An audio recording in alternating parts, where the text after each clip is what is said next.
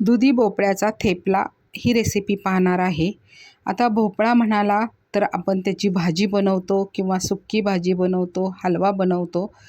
पण कधी-कधी भोपळा खावासा वाटत नाही किंवा आवडत नाही लहान मुलांना, तर अशा पद्धतीने आपण त्याचा थेपला बनवला तर आवडीने मुले खाऊ शकतात। तो टोमॅटो केचप बरोबर, चहा बरोबर किंवा प्रवासात सुद्धा आपण घेऊन जाऊ शकतो। तर हा व्हिडिओ शेवटपर्यंत पहा। नमस्कार, रॉयल किचन मराठीमध्ये आपले सर्वांचे मनापासून स्वागत। आता दुधी भोपळा हा एक मोठा घेतलेला आहे, स्वच्छ धुवून त्याच्या सेंटरला कट करून त्याचे 2 भाग केलेले आहे आणि त्यातला एक भाग मी थेपल्यासाठी आता वापरणार आहे। तर आता त्याचे पहिल्यांदा आपण साल काढून घ्यायचे आहेत भोपळ्या।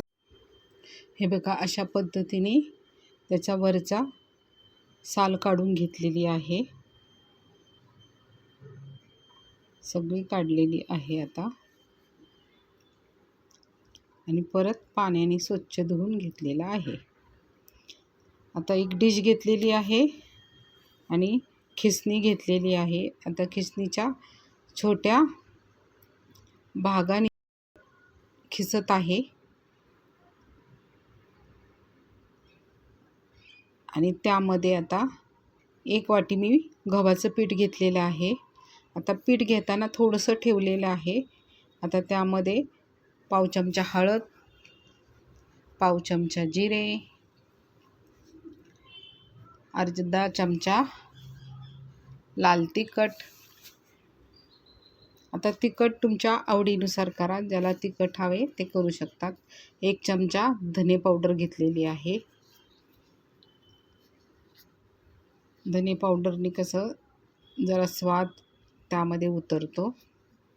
आणि पाव चमचा ओवा आणि चवीनुसार मीठ आणि अर्धा लिंबू मी त्यात पिळून घेतलेला आहे। आणि त्यामध्ये कस्तुरी मेथी थोडीशी टाकलेली आहे, म्हणजे पाव चमचा। आता त्याच्याऐवजी तुम्ही कोथिंबीर बारीक चिरून टाकली तरी चालेल।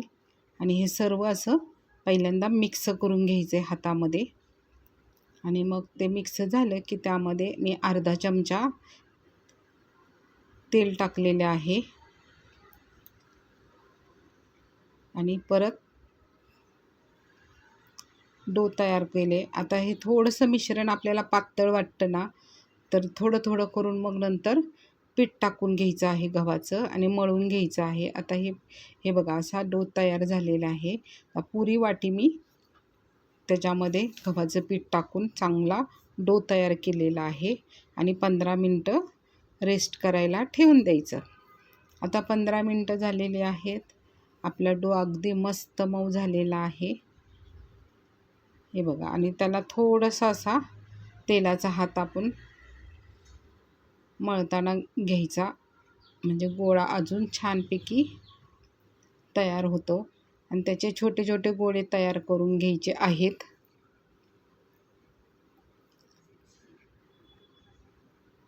अशा पद्धतीने आता 5-6 गोळे झालेले आहेत। आता पोळपाटावर एक गोळा घ्यायचा, तो लाटून घ्यायचा आहे। आता अशाच पद्धतीने सर्व आपल्याला थेपले लाटून घ्यायचे आहेत, अगदी मस्त असे पातळ असे। आता गॅसवर पॅन ठेवलेला आहे, त्यामध्ये आता थेपला टाकून घेतलेला आहे। एका साईडने चांगलं भाजलं की दुसरी साईड उलटून घ्यायची आहे आणि ती भाजून घ्यायची। आता ह्या थेपल्याला तेल लावून घ्यायचं। आता मी ब्रशने लावते, चमच्याने लावा। असं भरपूर तेल लावलं ना, म्हणजे थेपला अजून छानपैकी भाजला जातो आणि खायला किंवा तूप पण लावू शकतात। दोन्ही साईडनी छानपैकी असं त्याला तेल तूप लावून घ्यायचं आहे, हे बघा, अशा पद्धतीने। आणि गॅस आहे ना मीडियम फ्लेमवरच ठेवायचा। म्हणजे थेपला अगदी मस्त असा खरपूस ब्राऊन कलर येईपर्यंत तळला जातो किंवा भाजला जातो. आता दुसराही अशाच पद्धतीने टाकून एका साईडला चांगला भाजला की दुसऱ्या साईडला भाजून तेल तूप लावून तो छानपैकी खरपूस असा भाजून घ्यायचा आहे. अशा पद्धतीने आपण सर्वच थेपले तयार केलेले आहेत. हे बघा किती मस्त झालेले आहेत थेपले. हे तुम्ही मुलांच्या टिफिनला सुद्धा देऊ शकता. मुलं अगदी आवडीने खाऊ शकतील. भोपळा पण त्यांच्या पोटात जाईल. तर बघा किती मस्त झालेले आहे, अगदी सॉफ्ट झालेलं आहे. तर तुम्हाला ही रेसिपी आवडली असेल तर लाईक करा, सबस्क्राईब करा, म्हणजे छान छान रेसिपीचे नोटिफिकेशन तुमच्या पुढे येतील. भेटूया अशाच नेक्स्ट रेसिपीमध्ये. धन्यवाद.